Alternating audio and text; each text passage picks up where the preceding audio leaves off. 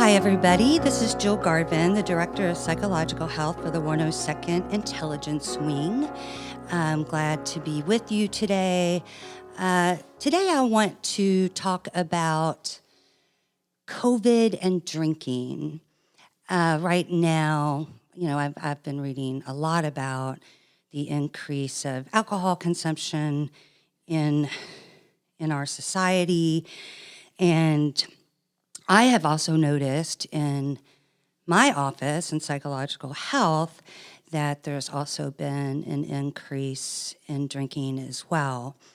And I want to have a conversation about that, a no judgment conversation, and and talk about some different ways to look at it, to deal with drinking. And I have a guest today. His name is Todd Whitridge, and he is a treatment advocate at Recovery Centers of America, and he's going to share a little bit about himself. And I'm just hoping to provide a little bit of education and some normalcy around, we all kind of have our things that we struggle with. I also have an alcohol-free lifestyle, and so I think it's important to reduce the stigma and to normalize that a little bit more. And the military is definitely, there's much more of a stigma around asking for help. So hopefully this conversation can help with that. So Todd, thank you for coming on. And tell us a little bit about yourself, how you came to work for the Recovery Centers of America, and whatever else you'd like to share.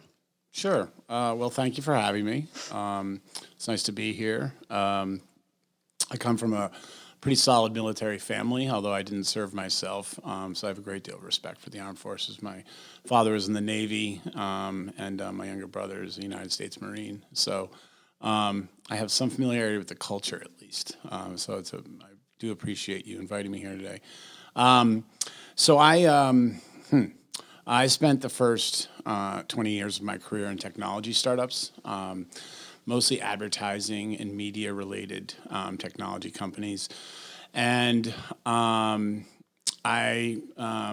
had some success. I had some failure, but I also had some success. And it's an extremely fast-paced, high-pressure environment that I think led.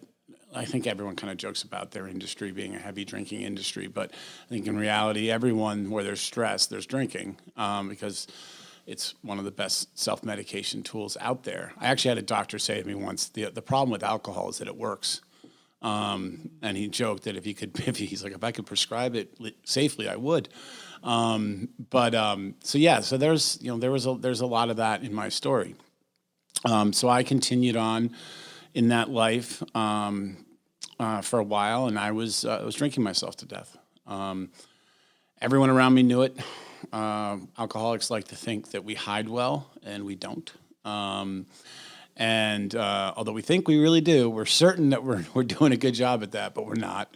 But the problem is that my challenge was that everything in my life outside looked okay. The job looked good. I was doing my job. I was showing up to work every day. I was performing actually quite well, even while killing myself with alcohol slowly. Can I just interject quickly? Because Sure. A lot of people think that if you have that someone with an alcohol problem, is someone that you see living under a bridge and, that's homeless and that's, just a slow bottom alcoholic drunk. And really, most people with alcohol problems are very high functioning, highly educated. And so. Yeah, and I think that's another challenge. That's one of the biggest challenges. And for me, I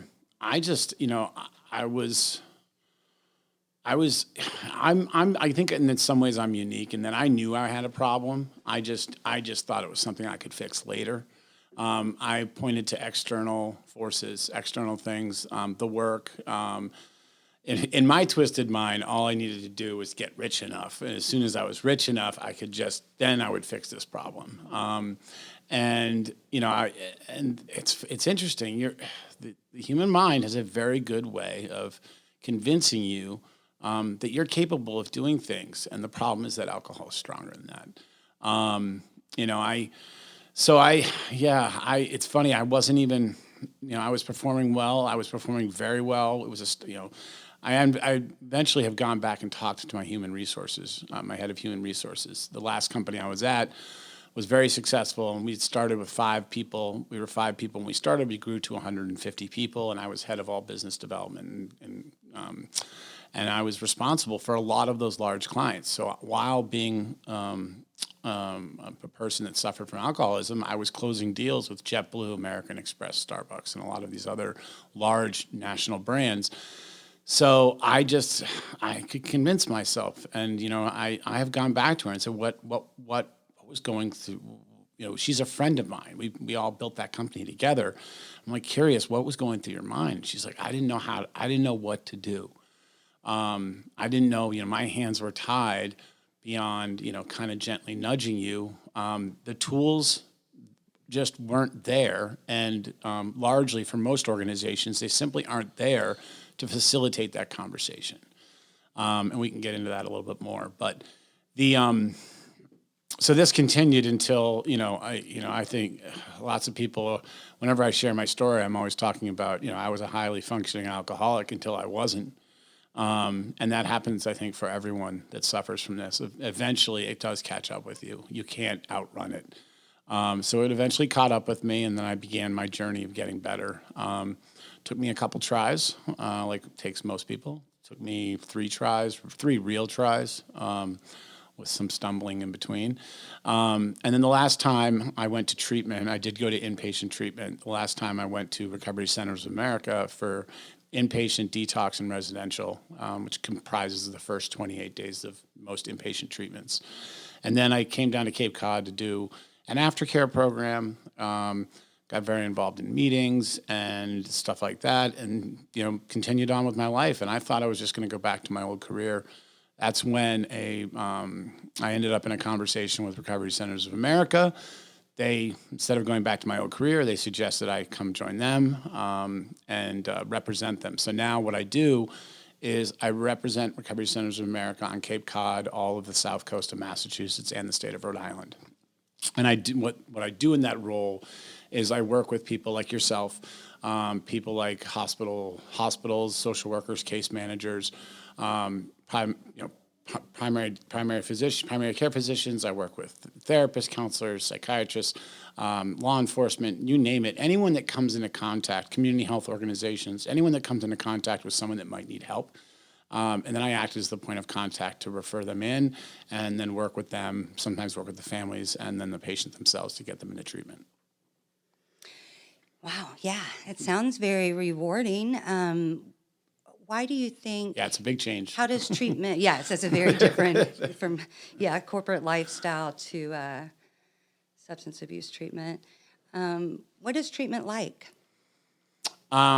So treatment today, what most treatment looks like, is, and I want to preface this with, the way addiction treatment has been designed, the way it is presently constituted in the United States is really set up to treat the acute state. So when someone is at their bottom and they're chemically dependent upon their drug of choice, whether it be alcohol or other drugs, and so when you have that chemical dependency, it is important for you to be detoxed.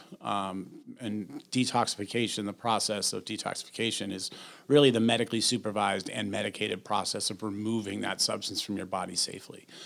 That's extremely important.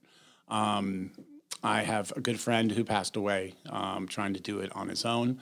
I know many other people. It's very real. You should never, ever, ever try and stop drinking cold turkey on your own. It can kill you. That is very real. Even if it's something where you haven't experienced symptoms in the past, the human body is a weird thing. You never know when it's going to not respond well to that. Detox without medical supervision is violent and it's painful and it's scary. And it very oftentimes doesn't work because the pain caused by that process drives the person back to what they know is going to make them feel better, which is another drink. So most addiction treatment comprises of starting with a detox. The detox, that's typically 5 to 7 days. It's extremely comfortable, usually, depending on which facility you go to. Most of them in the state of Massachusetts are very reasonably comfortable, at least. And it's the first few days is a lot of sleeping. When we go into treatment, when you're at that point that you're going into detox, you usually haven't been eating great. You usually haven't been sleeping all that well. So there's a lot of sleeping and just regaining your strength while you go through that process of separating your body physically from the substance. Beyond that, we really move into the clinical. Most facilities will start clinical process, while you're in detox, as far as meeting with your primary therapist, doing groups. And really, this is about just sort of starting to open your eyes up to what the reality is about, addiction and substance use disorder. When I do things like this, I typically stay away from clinical language because most people don't understand what that means. Yeah. So substance use disorder is the clinical term for addiction, alcoholism, whatever it is that we're talking about. So, so then you get through that. And in a perfect world, you will stay in care. There's very little data out there that tells us exactly what works and what doesn't work. The data that we do have says the longer you stay engaged in treatment, the better your chances are at long-term sobriety. So you should stay for the full sort of 28 to 30 days, whatever it may be. Then, so after detox, you go to residential or clinical stabilization, which is also inpatient. You stay there, you sleep there, you eat there, it's sort of getting you back into, this is one thing that the military audience will have a firm understanding of. You get back to a regimented schedule of living your life. You wake up at exactly the same time.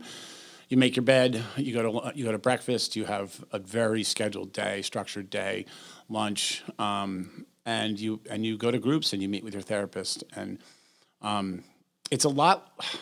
I think everyone is petrified of going to quote rehab, both of the negative connotation to the word as well as just not knowing. It's interesting.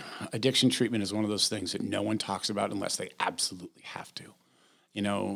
Families are always kind of seemingly broadsided by this. And then when they're faced with it, or the person's faced with it, they don't even know who to call because it's just not something that people talk about. It's not something you talk about with your neighbors like you would if it was like a good back doctor or a good psychiatrist even. Those are more easily discussed nowadays. Nobody talks about addiction treatment. So nobody knows where to go. So yeah, you get in there. It's not scary at all. It's comfortable. Yeah. It's easy. You learn a lot about yourself. You learn a lot about this challenge that we're facing, this very real disease. I was one of those people a long time ago that didn't think it was a disease. I thought it was a matter of willpower. It's not.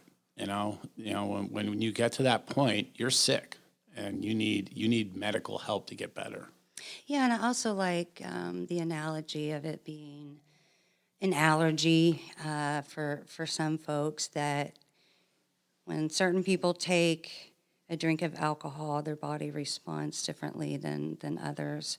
Do you think that you're talking about the physical addiction of alcohol? Can someone have a problem with alcohol without being physically addicted?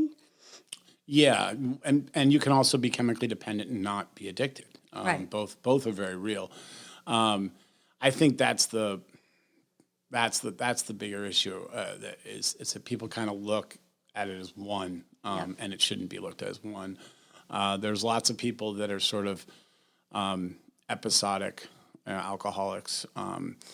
And, they think just because they're not drinking 7 days a week that they're not an alcoholic. Or in the morning. Yeah. They have most people that think they don't have a problem have a little checklist in their head. Yeah. And I think most people will find that if first of all, if you have a checklist in your head of why you're not an That's a alcoholic, problem, yeah, yeah. you're probably an alcoholic. Because normal people don't have that problem. Yeah. So, yeah, I mean, I think it's important to realize that it's not one size fits all. So how do you know? Like, what are, again, people will sort of take that little online test, or they will compare it to what they sort of think, worst case scenario is. So how does one know when alcohol, and it could be other things too, it could be prescription medication, it could be food, it could be gambling. How do you know when you have a problem? The best definition I've ever heard for addiction is repeating any behavior despite negative consequences. Yeah. And I think that's a pretty easy one for people to ask themselves honestly. Like if you continue to, even if it's, let's say it's just once a week. Let's say you once a week, you're always getting blacked out. And when you wake up, you don't remember anything, or you caused some damage, or maybe you didn't, but your spouse is really angry at you because of things you said or anything. And then you do it again. And you do it again, and you do it again. And you say to yourself, well, it's not an issue because I'm only doing it once a week. I promise you, if that's once a month. Or once a month, yeah. Yeah. I promise you, if that's the case, eventually it will get worse. And I think a lot of this conversation, I like that you're bringing it up, because a lot of this conversation stems back to the reason I got into this, which is the entire addiction treatment industry and the science and the practice of it in general in the United States is focused entirely on treating it at the acute state. It's always about inpatient. It's always about detox and residential. And that's not because of shortfall of the medical practice. That's because of necessity. That's because we only have this conversation with people when they need that level of care. What I really want to do, and what I think would better serve humanity, is to remove the stigma to the point and provide the tools to the point where we can have these conversations further upstream. We've spent this entire last 100 years focused on pulling people out of the water right before they go over the waterfall. Like most of my patients are coming from hospital emergency rooms from an overdose or an alcohol-related incident, or they're coming from law enforcement, or they're coming from, a threat from their family, or work. Either fix this problem or you're losing the job, or either fix this problem or you're losing the wife, or the husband. We have to, in order to make it a really impactful change, we have to elevate, we have to bring this conversation to a point where we're getting people before they even fall in the river. Right. So we're not just desperately hoping we can get them out before they go over the waterfall and die, which is where we're focused now. We need to change that.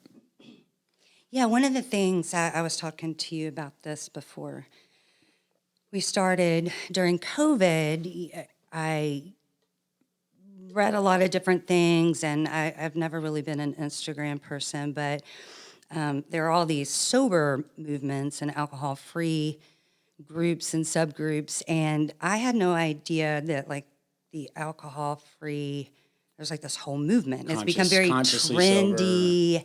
Yeah, very trendy. They don't label anything, which I think it's awesome because it does help reduce the stigma, and like you said, one size doesn't fit all. Yeah.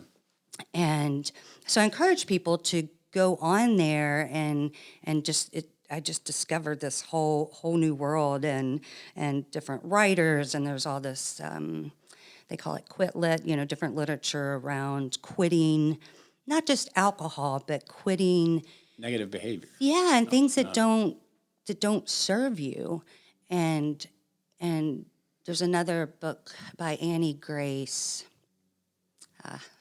One thing I love about this movement is that,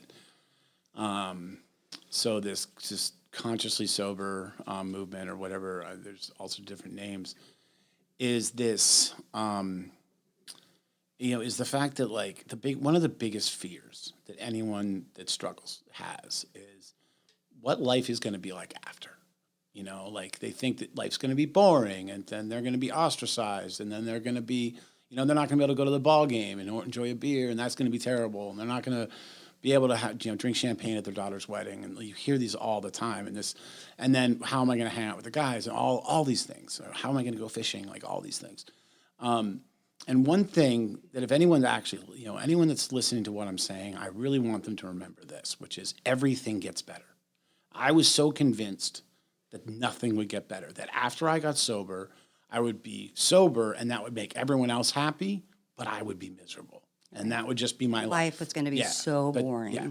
And it's so not true. I can say with 100% confidence, and most people that have gone through this know that everything gets better. Food tastes better. Music sounds better. Colors look better. Sounds, everything's. You connect with people. You connect. Your relationships are so much more authentic. Your relationships with your family improve. Work, everything gets easier. All the stuff that used to, because alcohol creates a lot of mental illness that wouldn't be there without the alcohol.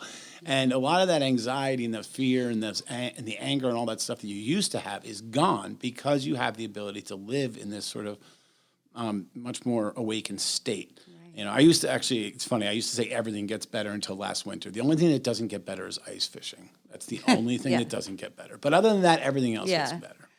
I read somewhere that that alcohol, like when you have anxiety, alcohol is like pouring fuel on that. And I have a lot of people when they come in and see me and we start exploring their relationship with alcohol, they will often say like, well, I don't, okay, yeah, I'm drinking while I'm going over the bridge and, I use it to help me sleep, but that's not my problem. I have PTSD or I have depression or I have general anxiety, work stress or anxiety. And again, because people are horrified to think, they'd much rather have PTSD than an alcohol problem. And so we always talk about, but we can't get to those other issues as long as you're medicating with alcohol. So I encourage people to look at their relationship with alcohol. I was going to mention this book by Annie Grace. It's called This Naked Mind. And it's not about labeling. She really looks a lot at, and we have a lot of really intelligent people here. She looks at a lot of science, what alcohol physiologically does to our system, to our nervous system. And it's a pretty amazing book that has gotten a lot of people sober as well without having to label anything. And like you said, and for myself, like the freedom, if you're constantly asking yourself or trying to moderate or putting rules around your drinking, then it might be a little bit of an issue. And you think that life is going to be boring, but actually, what comes to mind is just freedom. One thing that I always kind of find amusing is when people quit drinking and then all of a sudden they discover how much time drinking took up. Yeah. It's and hangovers. It's not very noticeable until you quit drinking. Then you're like, where did all this free time come from? And you can fill it with really cool, meaningful things. You can fill it with those hobbies that you have stopped doing, largely. You can fill it with time with family that you used to kind of like avoid at all costs or keep as short as possible because, it was going to cramp your drinking. And all of a sudden you have all this free time and you have a clear head and you have more motivation and you have more energy. And it's something that it's really, but that being said, I do recognize, and it's important for everyone to recognize, when you are active, it is impossible to see that. The human brain is so hijacked by alcohol, and your reward pathways are so damaged, and your thinking is so off that it's impossible to see that. So the only way to get someone from that is, first of all, And I think that's what really is important. And what all the recovery methodologies out there and systems. So there's many of them. There's the fellowships like AA and NA and refuge recovery and smart recovery. Yep. There's obviously treatment. There's all what you mentioned, all these very sort of smaller recovery communities that have popped up online on Instagram and Facebook. These are all great tools for connecting with just connecting with a few other alcoholics that have recovered or that are in recovery, that are living these lives, because you're not going to make that connection. You're not going to believe it until you actually hear from someone that went through it, is on the other side. Yeah. You might not even be able to hear it through me or you on this podcast. Like, sometimes it's going to, because I remember reading and, some of the reading and some of the podcasts and the self-help stuff, there was still that third, that layer in between me and that, where I could kind of get the idea, but it wasn't until I started connecting with people in long term. The person that made the most impact on me was a detox residence worker named Wendy. She actually runs our ATS, our detox at Danvers now. She was the first person to sit down to me on like the second day of detox and have a conversation with me. And she was the first person that I had a conversation with that not only did I think long-term sobriety was something that I wanted, but something that I thought was possible for me. And it was just because of that one connection that left me open enough to have the next connection, and then the next connection, and then the next connection. You string enough of those together, all of a sudden you're sober.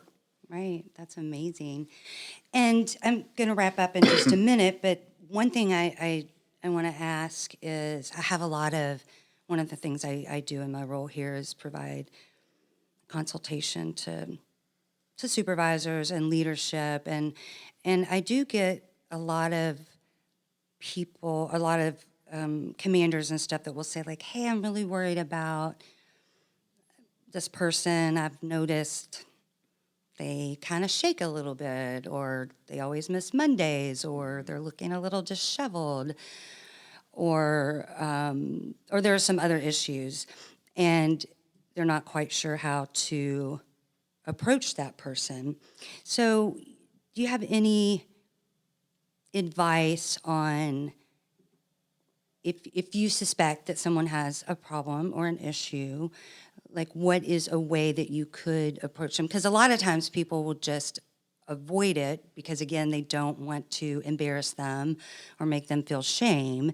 But sometimes that honesty or showing concern can be the most loving thing you can do for someone, right? Yeah. I mean, I always say, I know it's uncomfortable, I know it's painful, but have the conversation. And just have the conversation. Say, I'm worried about you. And this is tough. So this is a tough one because, especially in a military environment, it was hard in a technology environment. It's hard in any environment really where a lot of your value is dependent upon your ongoing reputation.